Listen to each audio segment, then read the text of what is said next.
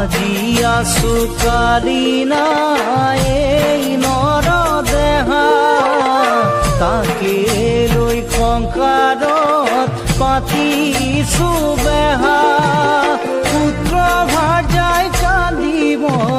বেৰি বেৰি তথাপি জমে জানো যাব এৰি বন্ধু খবাহিব চাঙি